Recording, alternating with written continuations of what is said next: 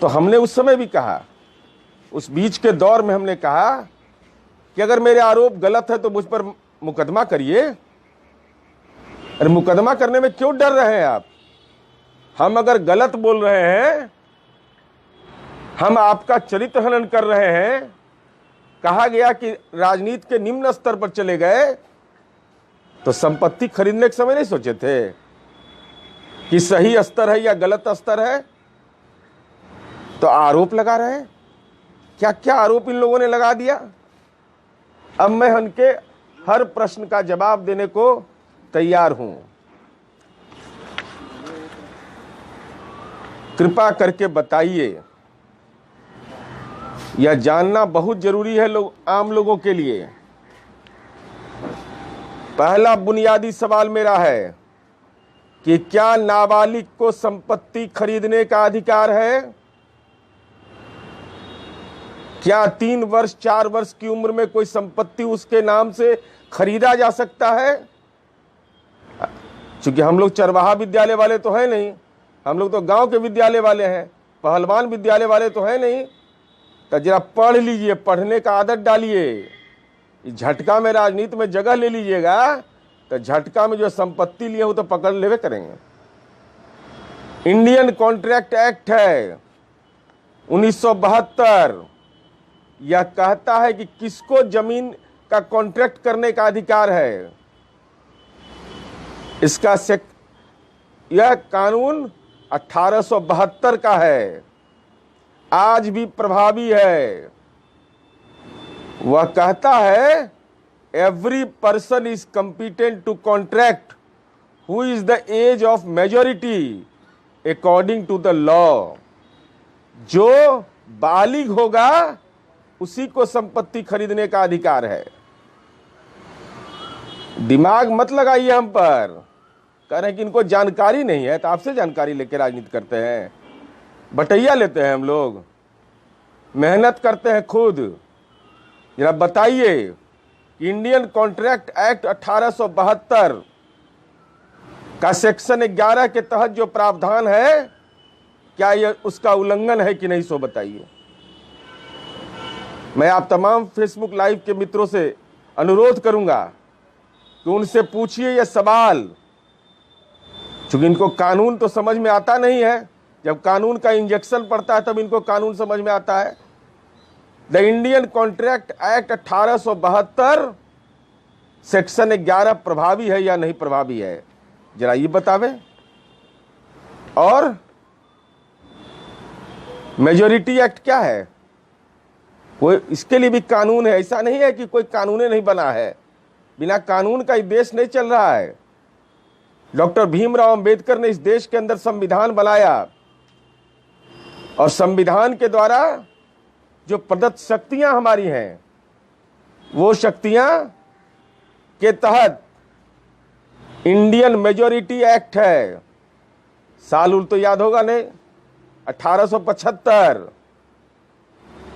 उसका 3(1) यह कहता है every person domiciled in India shall attain the age of majority on his completing the age of 18 years and not before। 18 वर्ष के पहले कोई भी व्यक्ति बालिग नहीं हो सकता, तब बालिग हो नहीं सकते। इंडियन कॉन्ट्रैक्ट एक्ट 1872 में आप जमीन खरीद नहीं सकते, तो जमीन खरीद कैसे लिया? कैसे खरीदा जमीन ये बताइए ना। ये तो बताना पड़ेगा आपको कि ये जमीन आपने कैसे खरीदा। और जमीन का हाल जरा देखिए, इनका भाषण दे रहे हैं कि वो हमने शपथ पत्र में डाला है। तो मैं पूछना चाहता हूं आपसे, मैं आपको जानकारी देना चाहता हूं। ये हलफनामा है इनका। हलफनामा में इस संपत्ति का जिक्र क्यों नहीं किया? 2 संपत्ति है, तेज प्रताप यादव और तरुण कुमार यादव, पेशर लालू प्रसाद यादव। तो एक संपत्ति का तो जिक्र आप करते हैं, लेकिन दूसरी संपत्ति जो है वह 27/10/1993 को 27/10/1993 को जो जमीन लिखाया आपने मात्र 6,000 में। देखिए इतना सस्ता जमीन तो किसी को नहीं मिलता होगा भाई, ये गौरव तो इन्हीं को प्राप्त है। यह जमीन आपने लिखवाया और वो जमीन का डिटेल मेरे पास उपलब्ध है। इसका देखिए क्या हाल है इन लोगों का खाता का।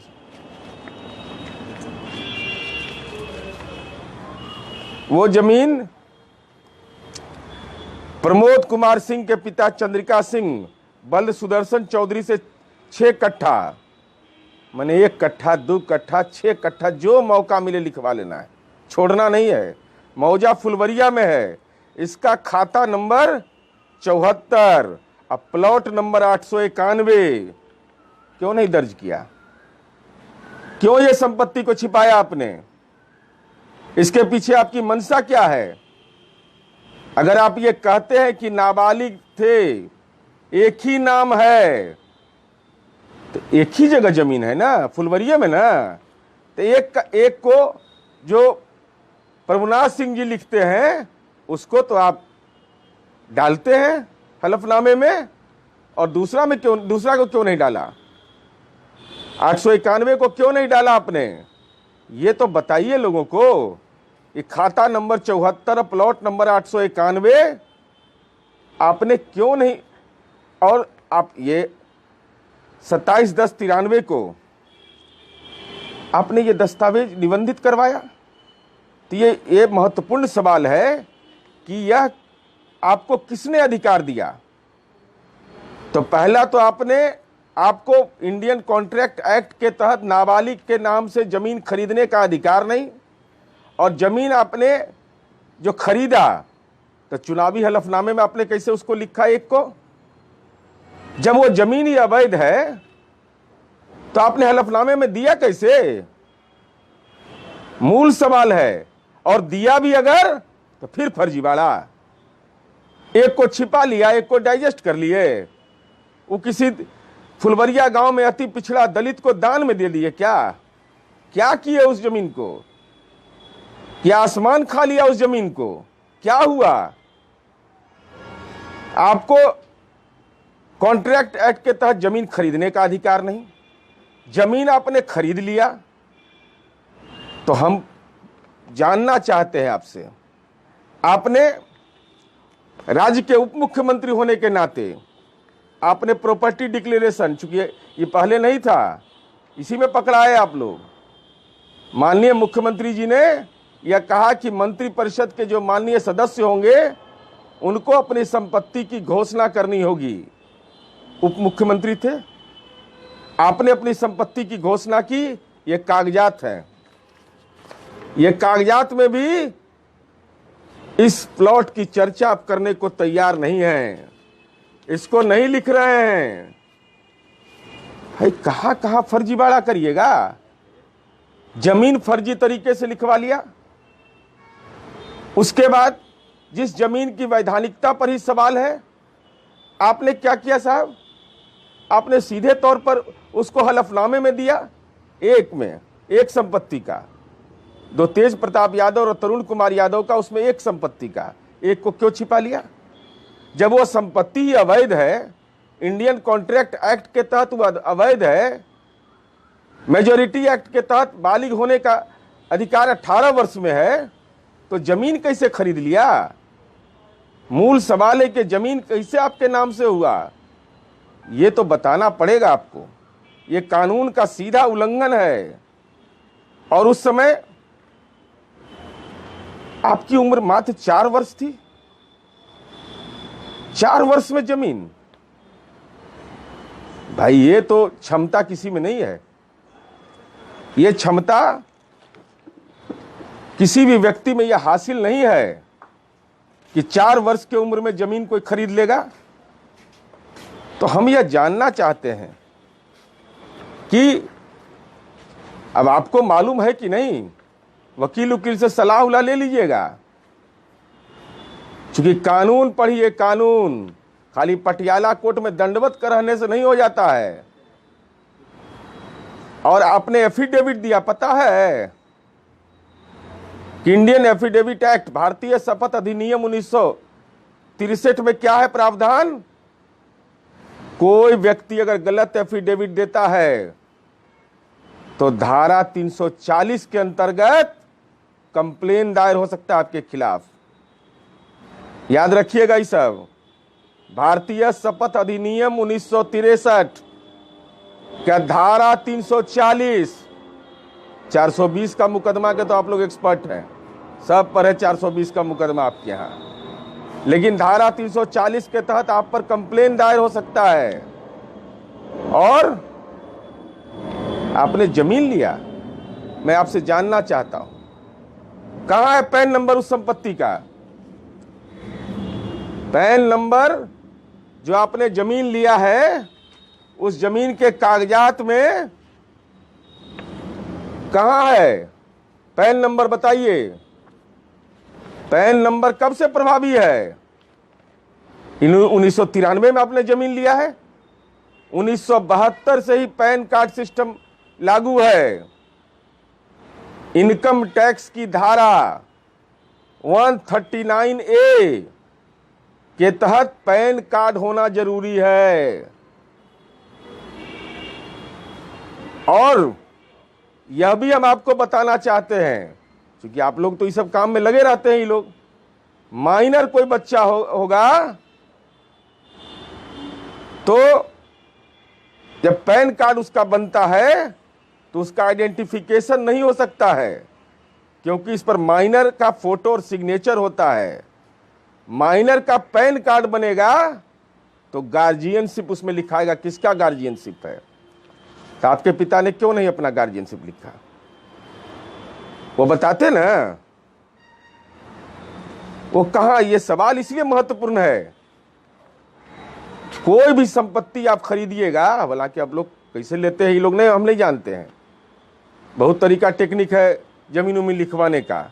नियम यह कहता है कि कोई भी संपत्ति खरीदने के लिए उचित मूल्य होता है।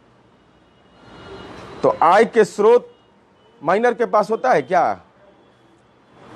कोई नाबालिग रहेगा उसके पास आय का स्रोत 4 वर्ष में क्या होता है? क्या है उसके पास आय का स्रोत?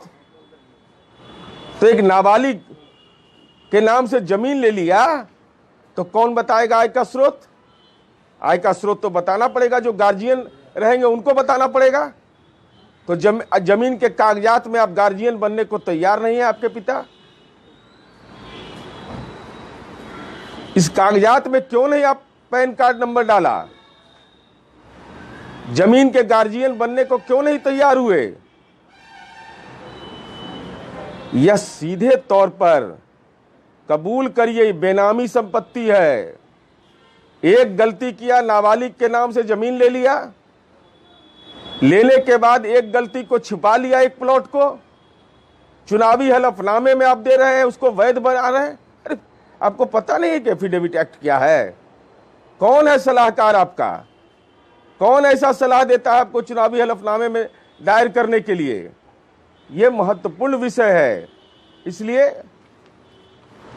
हम आपको यही निवेदन करना चाहते हैं कि पूरी मजबूती के साथ जो हमने आरोप लगाए हैं वो दमदार आरोप हमारे हैं, चिंता मत करिए इसका। हमने जो कहा है उस बात पर हम कायम हैं और हम ये बताना चाहते हैं कि आपको मालूम है कि नहीं, बेनामी प्रॉपर्टी ट्रांजैक्शन एक्ट 1988 प्रभावी है। इसमें आपने जो ये संपत्ति ली है वह सीधे तौर पर बेनामी है, नाम निक नेम के आधार पर। और हम ये जानना चाहते हैं, आप ये बता दीजिए कि भाई आप तो पढ़े हैं, तो निक नेम पर संपत्ति खरीद रहे थे और स्कूल में क्या नामाकरण कराए थे वह बताइए। कुछ तो प्रमाण दीजिए कि सीधे चुनाव आयोग में जो हलफनामा आपने दे दिया, जो बिल्कुल ही अवैध इस मामले में है कि नाबालिग के नाम पर आपने जमीन ले लिया। तो हम आपसे ही विनती करेंगे, आप तमाम साथियों से, कि आप समाज के अंदर राजनीति कोई व्यवसाय नहीं है, धंधा नहीं है। ये इतना बड़ा गुनाह इन लोगों ने किया है। समाज के अंदर में राजनीति को व्यापार बना करके, जैसे पुराने जमाने में लोग कहता था कि सीलिंग एक्ट से बचने के लिए हाथी बैल भैंस के नाम पर जमीन लोग करवा देता था निबंधन, वही हाल है। इसलिए सही जवाब दीजिए, हम अनुरोध करेंगे, नहीं तो मेरा संपत्ति खोजो अभियान जारी रहेगा। अनवरत मैं उसको चलाता रहूंगा जब तक आप सही रूप से यह बताइए कि आपने यह गुनाह क्यों किया इस बिहार में। हम यही आपसे निवेदन करने के लिए आज आपके बीच आए थे। हमारी उम्मीद है कि हमारी बात हो सकती है, कुछ लोग को कड़वी लगती होगी, तीखा लगता होगा, लेकिन राजनीति में भ्रष्टाचार करने वाले लोगों को बेनकाब करना सामाजिक जीवन का उत्तरदायित्व है। उस उत्तरदायित्व का निर्वहन करता रहूंगा। धन्यवाद, आभार।